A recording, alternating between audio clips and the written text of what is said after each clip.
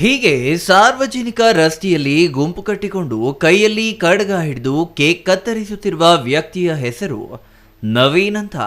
ಚಿಕ್ಕಬಳ್ಳಾಪುರ ನಗರದ ಗಂಗಮ್ಮಗುಡಿ ರಸ್ತೆಯಲ್ಲಿರುವ ನವೀನ್ ಜ್ಯುವೆಲರಿ ಅಂಗಡಿ ಮಾಲೀಕ.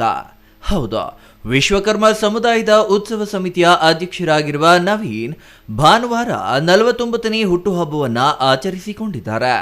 ಆದರೆ ಗಂಗಮ್ಮಗುಡಿ ಸಾರ್ವಜನಿಕ ರಸ್ತೆಯಲ್ಲಿ ಗುಂಪು ಕಟ್ಟಿಕೊಂಡು ಶೋ ಆಫ್ ಕೂಡ ಕೊಟ್ಟಿದ್ದಾರೆ.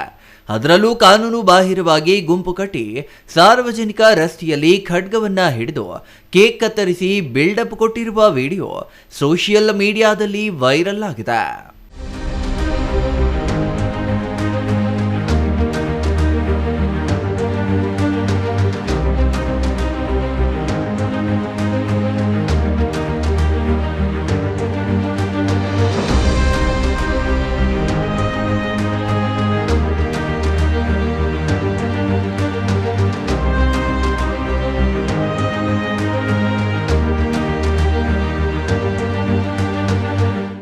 ಇನ್ನು ಜ್ಯುವೆಲರಿ ಅಂಗಡಿ ಮಾಲೀಕ ನವೀನ್ ಯಾವಾಗ ತನ್ನ ಹುಟ್ಟುಹಬ್ಬವನ್ನ ಸಾರ್ವಜನಿಕ ರಸ್ತೆಯಲ್ಲಿ ಶೋ ಆಫ್ ಕೊಟ್ಟು ಕೇಕ್ ಅನ್ನ ಖಡ್ಗದ ಮೂಲಕ ಕತ್ತರಿಸಿದ ವಿಡಿಯೋಗಳು ವಾಟ್ಸ್ಆಪ್, ಇನ್ಸ್ಟಾಗ್ರಾಂಗಳಲ್ಲಿ ವೈರಲ್ ಆಯಿತು.